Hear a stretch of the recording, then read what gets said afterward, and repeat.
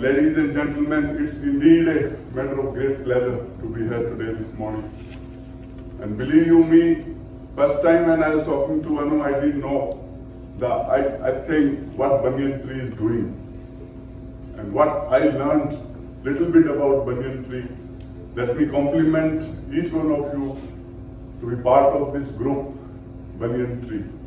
You see, banyan tree has a very unique, I would say, contribution which happened in Bodh Gaya.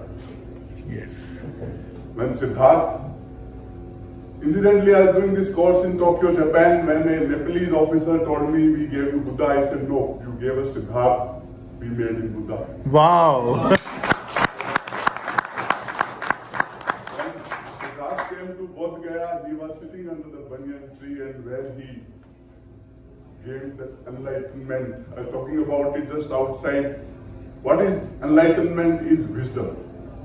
And the difference between knowledge and wisdom, other day we discussed. We were discussing. So you all are, I would say, wise people. I won't call you knowledgeable people. You are wise people. You have the wisdom of business world. And I think what wisdom you would have, I would like to learn from you this morning. And it would be more of an interactive session. I would cover a few aspects and would request for your comments, any views you have. So that's about the banyan tree. Let me talk a little bit about my area which I am commanding right now. I look after two states of Jharkhand and Bihar. Also look after the border with Nepal. And what you see in the slide here, very few people know about Bihar. When we talk about Bihar, people say, no, I'm not going to Bihar. And I also went for the first time maybe 2 years back, and what I saw and what I experienced in Bihar, I think it's fantastic. You see, so many religions have started from Bihar. Like what you see here, do we have a laser pointer? Like you see Patna Sahib, Harminder Sahib. Patna Sahib, Guru Gobind Singh Ji was born. And he was the man who wrote Guru Granth Sahib, which is being worshipped. So can we say the origin of Sikhism happened at Patna Sahib? Wow. And I have read Guru Granth Sahib and I can share with you the two lines which has been written so beautifully. Chidiya nal baaj ladawa, tahi Guru Gobind Singh naam kaha. Wow. Baaj nal baaj, anybody can fight. And we in military, we say it is chivalry to fight a bigger and a larger enemy with a smaller force. So that is Chidiya nal baaj ladawa. You see, Rajgir is the place where just before going to Bodh Gaya, Siddharth was there for a couple of months to get that peace.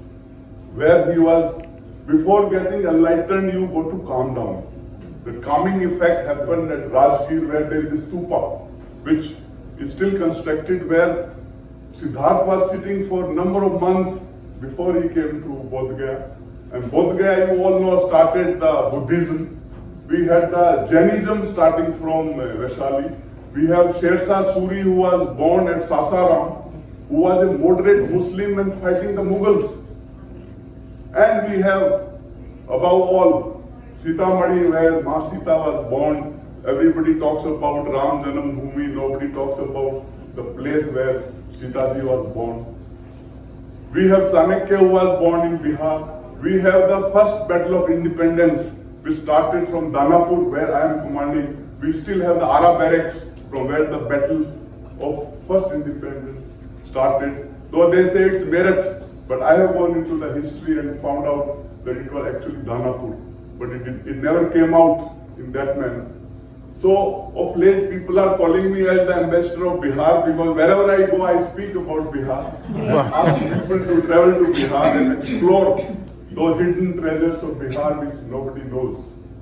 So that's all about, I would say, the place of my posting.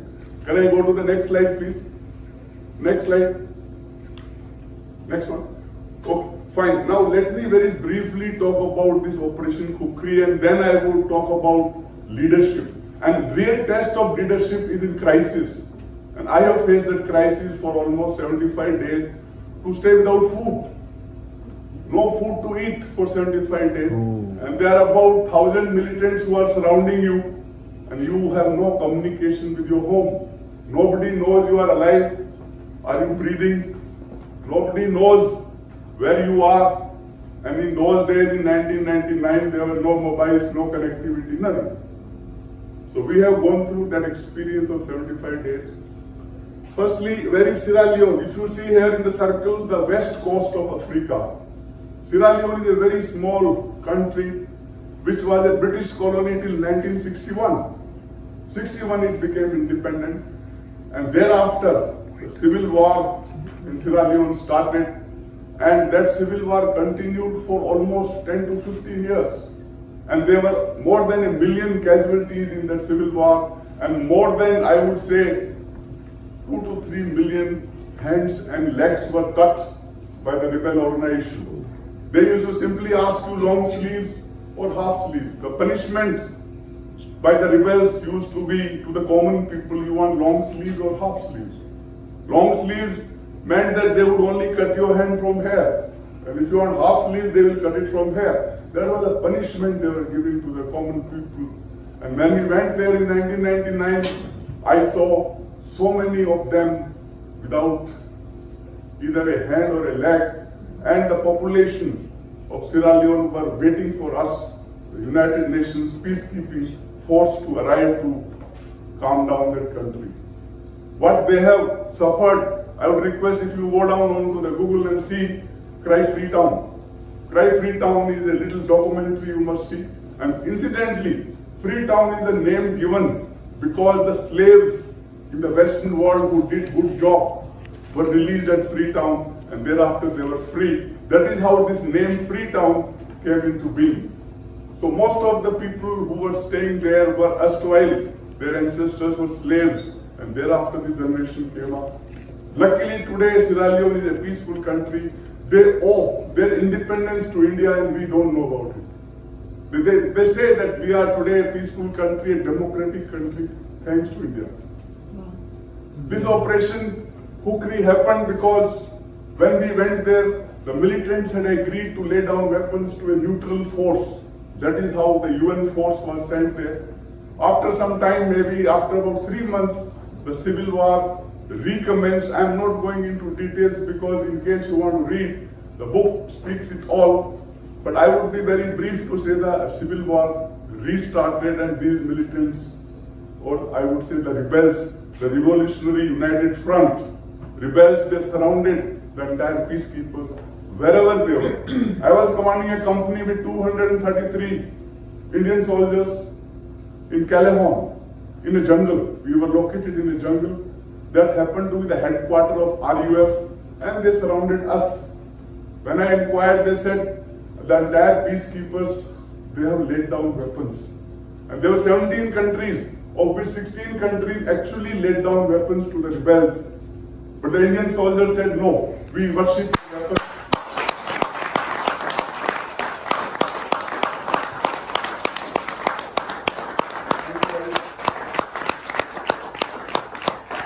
Thank you very much. And we do.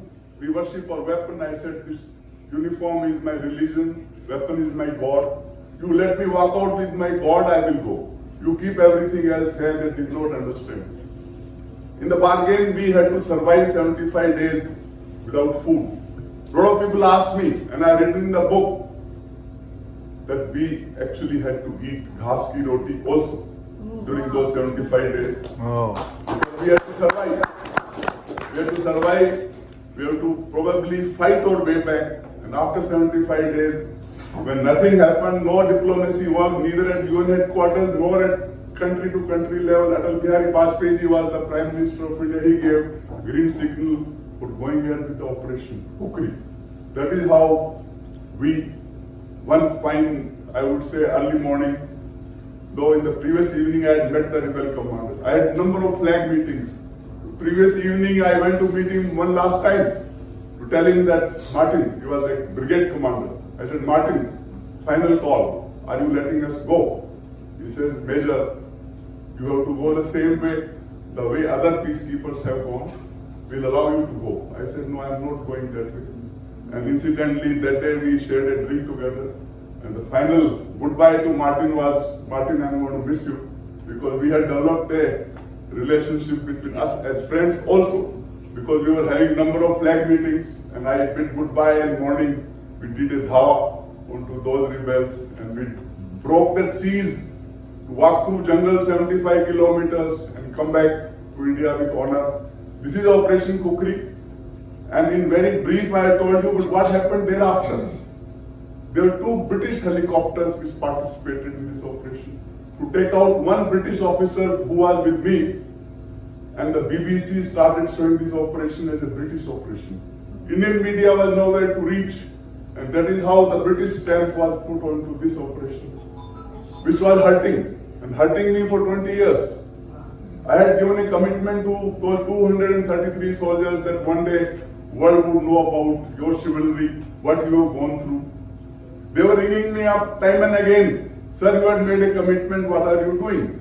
And finally, there are certain positive takeaways of COVID. Finally, I said COVID happened. It gave me time to write. And that is how this book came about. And I'm so happy to share with you my daughter Rajpal Punia. She worked with me day in and day out for 18 months. She had left her job during COVID and joined me at Danapur. We sat down next to River Ganga where I stayed.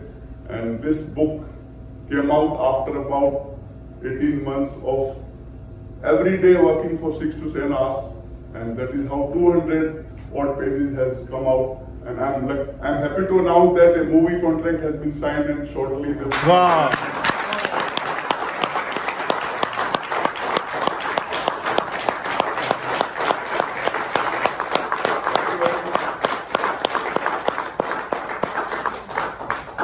So maybe in little time you may be able to see this on the screen also. And this is something of late I'm sharing the latest contract that has happened about the movie. It's a production house. I can't share the name because that's the clause in the contract. They will announce at a number of great times that who is the director, producer and the hero. But it's going to be a big project and some big names are connected with this movie. So that's about Operation Khukri. And do find time to read what I have shared with you because I could not explain in detail with the constraint of time. But in that book, I have written primarily about survival for 75 days. How did we survive? You can understand couple of days, it's all right, but 75 days is a long time. And we were on a peacekeeping mission. Some of our own people would start doubting my leadership and say, ki, kuch gadbad hone wala hai, why don't we go out the way other peacekeepers have gone? We are on a peacekeeping assignment. So you have to keep your team motivated. You have to keep them into high morale. You have to assure them, I will take you back home, don't worry. Because that is the real test and challenge of leadership which actually comes in crisis. Good times you are a good leader, but difficult times you learn the real art of leadership, which is actually an art. Nothing, no science about it. A lot of debate keep happening. Is it a science or it's an art? It is an art. Leadership is an art. We'll talk about it more a little later. Okay, now coming to leadership. You see, this photograph is showing so many of things which you can pick up to start practicing leadership. I asked an audience in the military, young officers, what would you pick up? Somebody told me I would pick up a stick. Somebody told me I would go by the book. I said you would need all of them. You can't do with one instrument to go ahead with leadership. You need all of them, and then you need to know where to apply which one. That is an art about leadership. Kab dil se or kab dimag se decision lena. If you can sort out this, I think everything else will fall into line. हम लोग जहाँ पे दिल लगाना है वहाँ पे दिमाग लगाते हैं, जहाँ पे दिमाग लगाना है वहाँ पे दिल लगाते हैं. If you can sort out this combination, I think everything else will fall into place. Leadership is all about trust. Trust of your subordinates. There would be n number of definitions about leadership. But what I have experienced is all about trust of your subordinates. How do you build the trust in your subordinates that they stand with you, maybe crisis, maybe difficult times, maybe headwinds, anything. If you can create that bond of trust with your subordinates, I think everything else will be taken care of. So coming to the definition of leadership, and this definition is written by me personally, you will not find it anywhere in any book. So leadership is a process whereby an individual influences a group of individuals to achieve a common goal. You see, you have to look at the target, the objective, the goal, which is supreme. You can't say I'm looking after the welfare of my people without any aim in life, then what is your leadership is all about? Yeah. Your leadership has to improve the organization you are into. Otherwise, you may be a hell of a leader. What good are you if your organization, which is you are commanding or you are part of a business, is not benefiting or gaining from your leadership? Then you take your leadership home. Why do you need that leadership? It needs to improve the organizational effectiveness. So it's about a common goal which you have to achieve. In doing so, commanding the trust of subordinates is an essential part of the entire process. Being a process, it got to be responsive. There are a number of styles of leadership, autocratic, democratic, you name anything and everything, but ultimately what would work is responsive leadership, which is based on a situation and time. You have to apply the right instrument at the right time. That is the crux of responsive leadership. If you are not responsive, you only are fixed to a particular idea of leadership, it will not work. Like I give an example, the Britishers would give you a pack of rum in the forming of place just before charging on to the enemy. When we charge on to the enemy, you are about 100 meters from the enemy. You put your bayonet on your rifles and now you have to do dhawa. And that dhawa means hand-to-hand fighting. So as part of a drill, the Britishers, we don't give. The Britishers used to give a pack of rum to every soldier in that forming of place. What is it? The way of, I would say, achieving the goal. When you take a large drum, I think you will take bigger risks. And you would not look back, you would go and do hand-to-hand fighting with that enemy which is in front of you. So, it's definitely, I would say, an open-ended process which needs you to come out with out-of-the-box ideas. No fixed ideas would work. And that out-of-the-box thinking is required to be a good leader. In any case, I keep talking about it in many seminars that I am not covering it today. Problem solving. Probably I will talk about it next time. Problem solving. We all get engrossed into a particular problem so much that we don't find the solution. Because the solution will always, 100 out of 100, solution will lie outside the problem. So when you have to solve a problem, don't go deep into the problem. Look outside, you'll find a solution. Wow. So practically, I'm telling you that in day-to-day routine problem, we go deep and deep into the problem and the problem would become bigger and bigger. The moment you move outside and look for a solution, the problem is finished. So, I'm not covering it today, but definitely, I would say a leader has to be thinking out of the box. He has to be thinking of innovative ideas. And most important, he has to be a self-evolving leader with time. You can't be just that I am now ultimate. Like the wisdom grows, the leadership will grow with age, with experience, with time. And you've got to keep analyzing your mistakes in the past. You will commit mistakes. If somebody says, I will not commit mistake, he is not being honest. Everybody will commit mistakes. We are human beings. If we are human beings, we will make mistakes. But a leader would learn from his past mistakes and he would improve. And maybe that is why I am saying it's an evolving leadership. You have young entrepreneurs I was telling somebody, they would be very good, I would say knowledge-wise, but they got to be wiser. They got to learn with age about wisdom, because what actually comes handy in business or anywhere, wherever you are, is your wisdom. My village, Gaon Buda, is the most wise man, and whenever I go home, I talk to him. He has never gone to school, but he will teach you so much. So wisdom and evolving as a leader with age, with experience, is a cutting edge. Fine, now I am coming to this. For a leader, it is important to be happy. And if you are not happy, you are only, I would say, frowning onto your subordinates and only taking out your anger. You are disturbed from home and you take it out on your staff and all that. So you want to be happy. How can you be happy? You see, there are 4 behavior patterns in every human being. All 4 could be there in each one of you.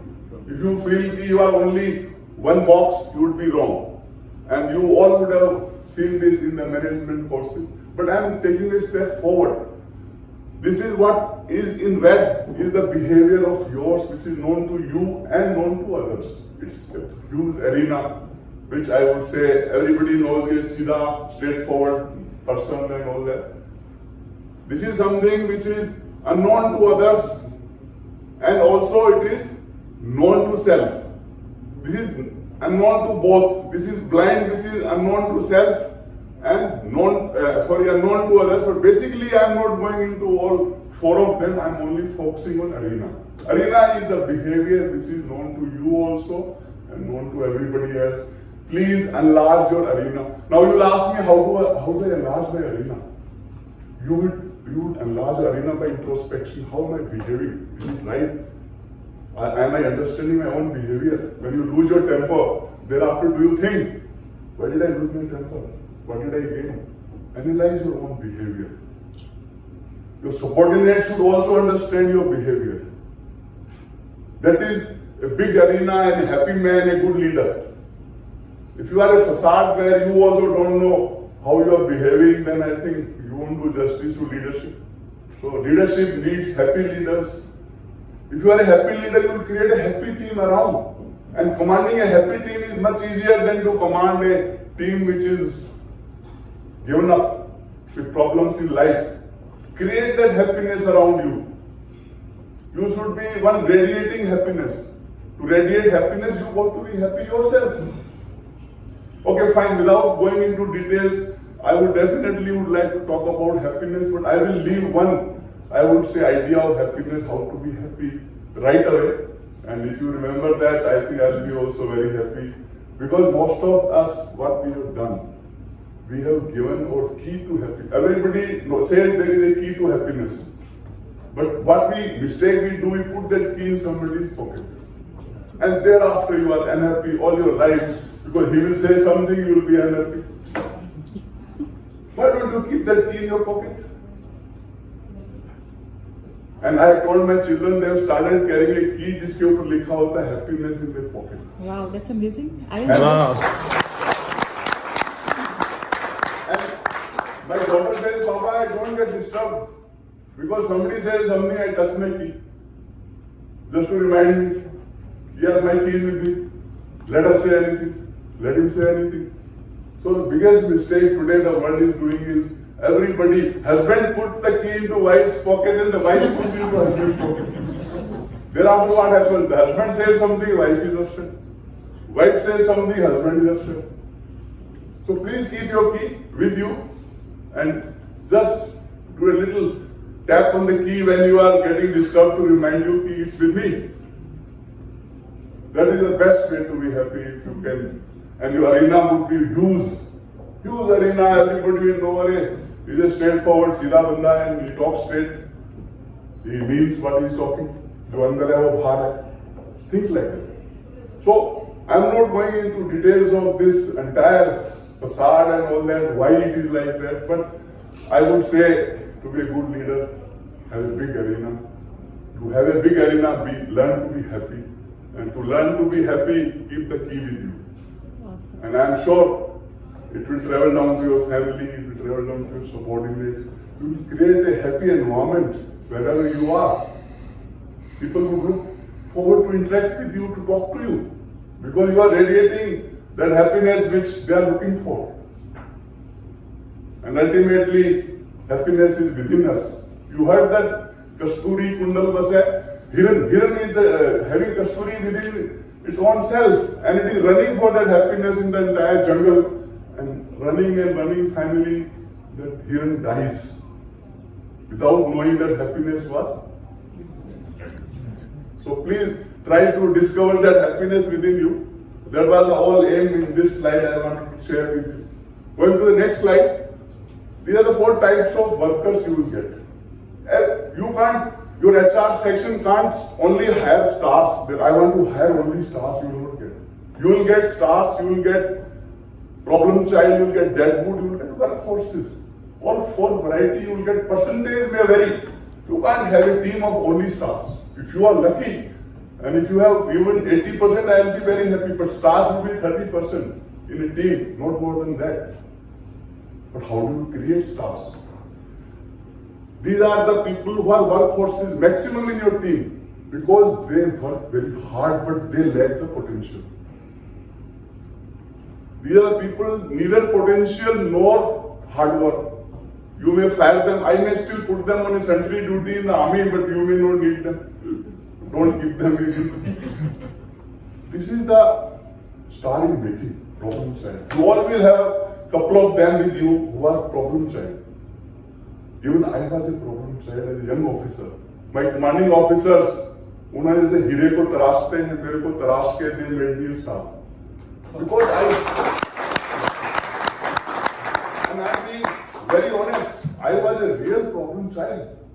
I mean, my commanding officer would say every day, ask my second in command ki Punia ठीक ठाक है. Always.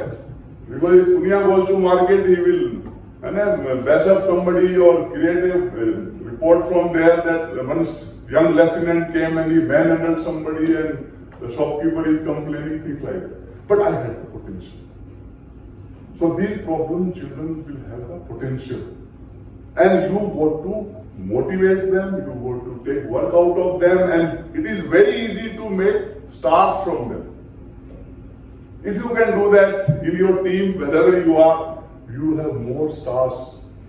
Otherwise, you only depend on, they are doing 80% of the task, but they are 30% in number, not more than that.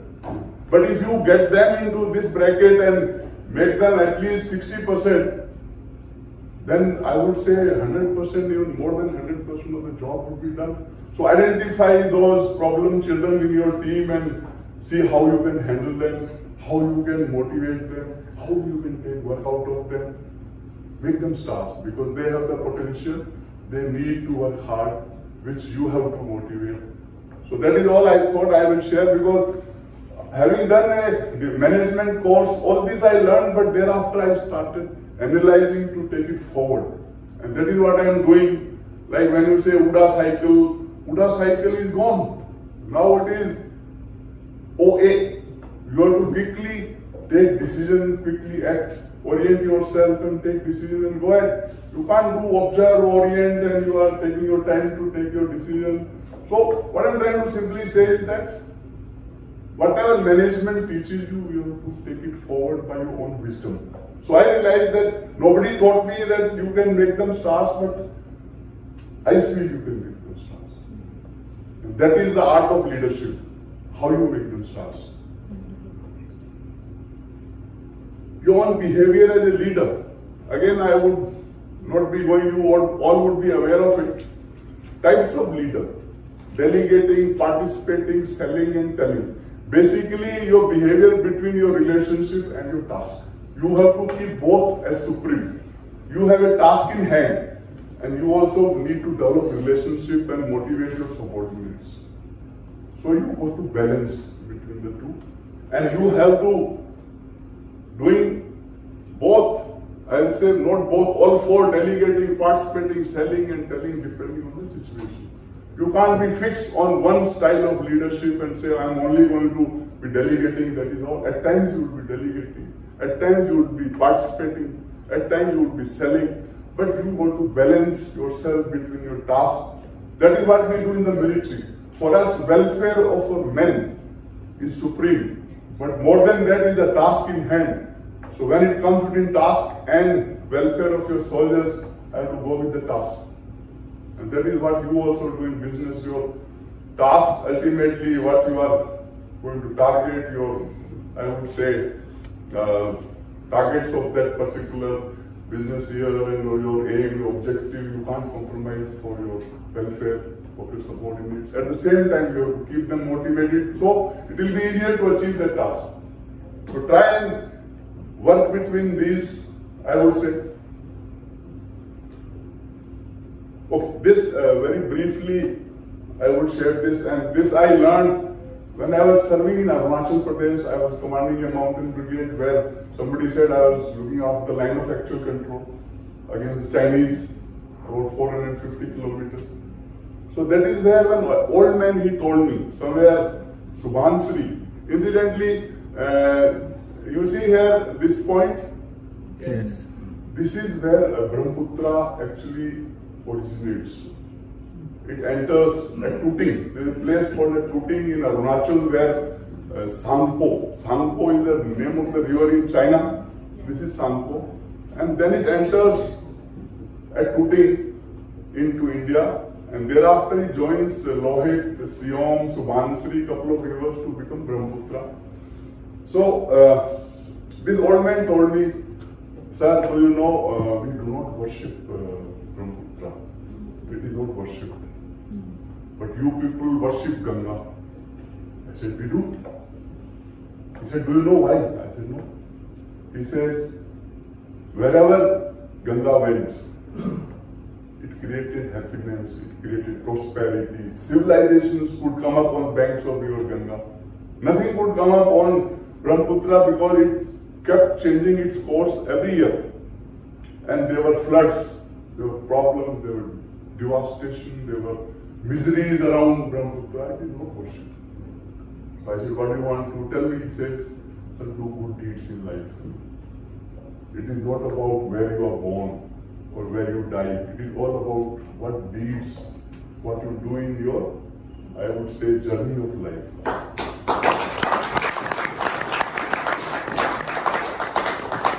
Well, go back. Well, ladies and gentlemen, this is the point from where river Ganga and Brahmaputra both are born. They are born together. And death brings them together again when they enter Bay of Bengal. That is the point he wanted to make. Both the rivers are born together at one point, and death brings them together again. But what they have done in the journey of life makes Ganga being worshipped, and Brahmaputra is like a terror. You are scared to even stay next to Brahmaputra. So that is why I said it is your good deeds, your journey of life that would count. And incidentally, I'm sure you would be aware, but let me tell you how Ganga arrived. Anybody? What happened? Okay. What happened? The ancestors of Sri Ram. You heard of Bhagirathi? Yes. Bhagirathi wanted to do his own ancestors ki Shanti. And that is how he worshipped for a number of years. And that is how he was given the blessings that the river called Ganga has to be brought onto the earth. ताकि मनुष्य जाति का गति हो सके. That is how those blessings were given. And when he worshipped Ma Ganga said, the kind of power river Ganga had, if I come onto the earth, Prithvi chaknachur ho jayegi. That was the force of river Ganga. There was a dilemma that how do we get river Ganga? And incidentally, Ganga was brought in for gati, not for agriculture and prosperity. That is secondary.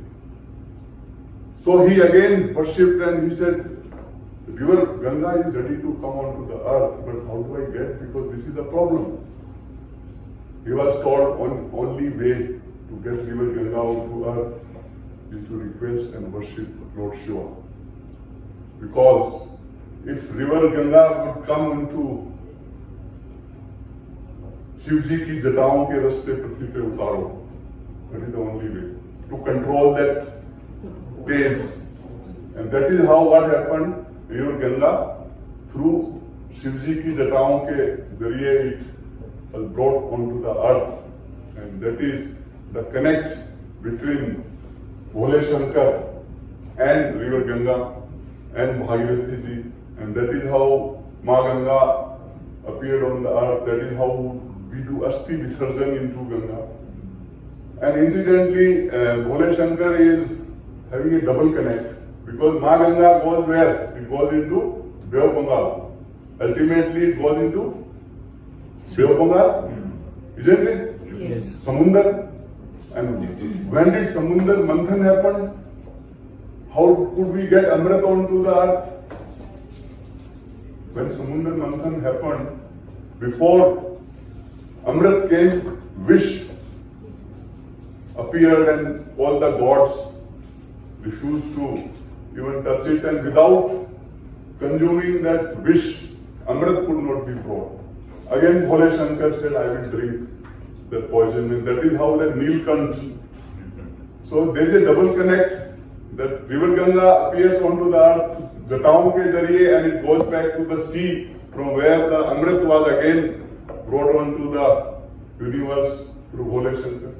So this is, I am sharing basically because so much of, I would say, children need to know, which firstly I think we need to read, which is there in all our, I would say, Quran oblique, Shastra oblique, whatever it is. And that is where I started doing all this after going to Danapur to read all these documents. But it is something, I digressed, but I thought let me share with you. I think I have no more slides. Yes. Also. Yes. No, sir. Sorry.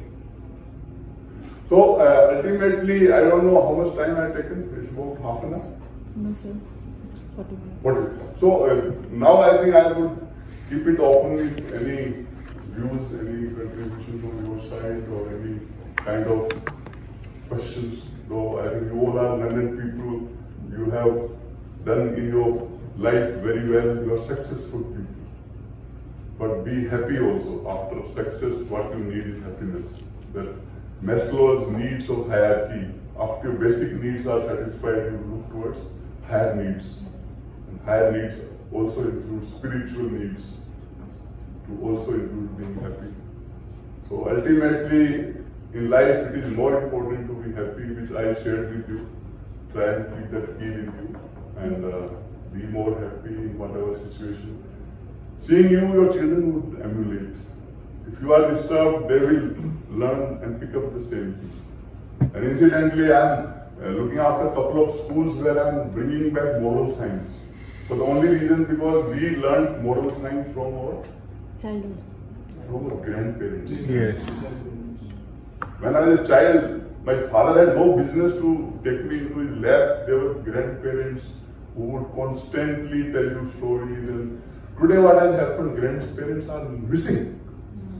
The nuclear families. Times have become difficult.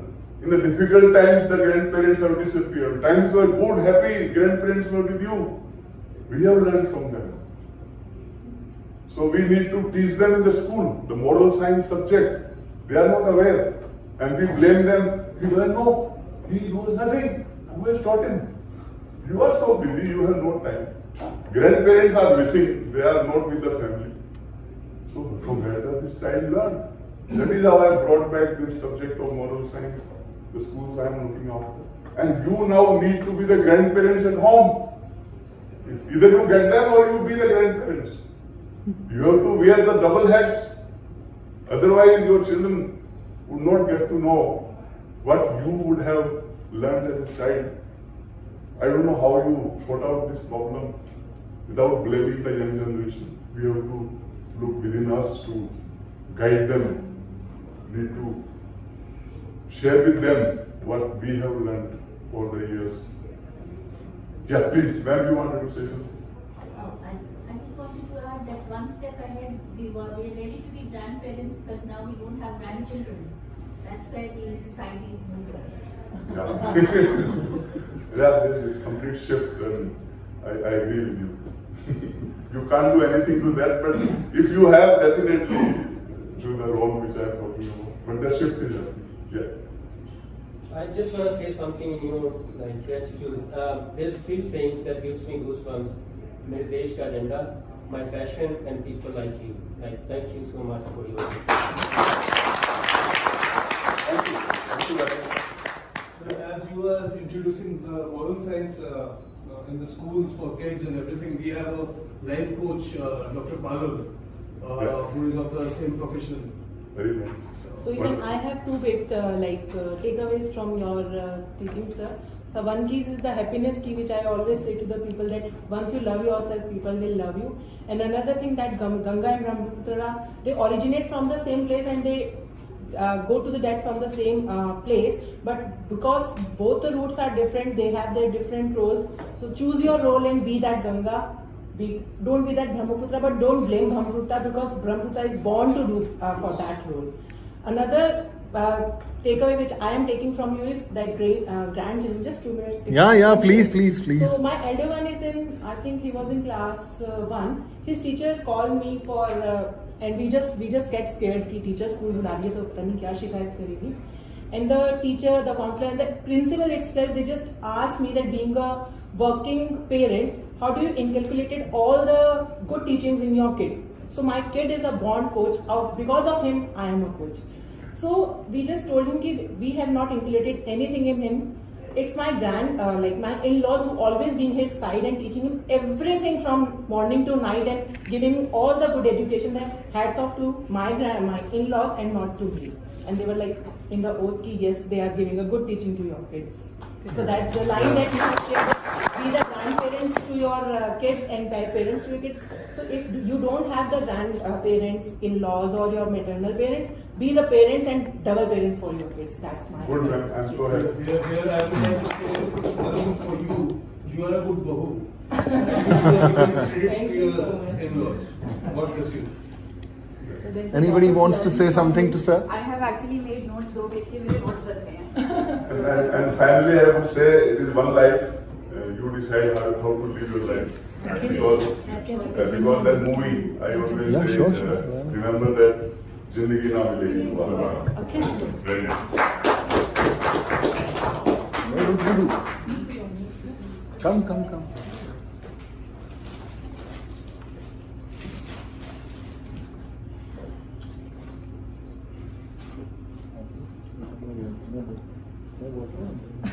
Sir, as an entrepreneur, आज बहुत अच्छे chapters आपसे मिले हैं on HR management. हम लोग जैसे जैसे बड़े हो रहे हैं in the business, the size of the team is increasing. Yeah. We are coming across so many challenges of HR management. Yeah. And I can imagine आपने जो वो 230 लोगों का जो ग्रुप था 75 दिन आप लोगों ने भूखे प्यासे वहाँ पे बिताया, तो उनको कैसे मैनेज किया होगा, क्योंकि everybody has their own tantrums. Yeah, definitely. It is actually very unimaginable. Yeah, it is. It is very unimaginable. Sir जब ये वीडियो बन रहा था ना, sorry to Yeah. Interrupt sir, Yeah. जब ये वीडियो बन रहा था ना, वी हैड गूज बम्प्स. हमने कहा ये ना मिट्टी ही अलग होती है, ये तो हम सोच भी नहीं सकते word, In fact, while he was telling this story, I had this goosebumps going on. You know, I have been a soldier all my life, because at 16 you joined the academy. What separates me from my age is only the childhood, which also I spent in the school, in boarding school. So there were hardly any time, and when I look back, I have actually lost my childhood very early to be firing and shooting and all that at 16. But then what you learn ultimately is management. At National Defence Academy, management, first lesson they would tell you, if you fall down from a horse, you are injured. That instructor will tell you, go and search for the horse. You are running in the jungle to look for your horse. Your injuries can wait. ये सब बाद में, पहले घोड़ा लेके आओ. That is National Defence Academy. And if you lose your bicycle, they give you a bicycle there, and you have to move. It's a 15-kilometer area. Without bicycle, somebody will pick up your bicycle and go. And you will complain, I lost my bicycle. They say, you managed, you start running now. So management came too early to me. I mean, at 16 you learned how to manage, and management is all about survival in any situation. And that helped me in Sierra Leone because I have gone through a lot of crises. You learn from your crisis. The more crises in business you have, you will evolve better. Never say, I am having difficult time. No, this is going to teach you. It is experience time. And you will come out successful, better ultimately if you don't give up. It is not important how many times you fall down. It is important how many times you get up after falling down. Wow. To fight again.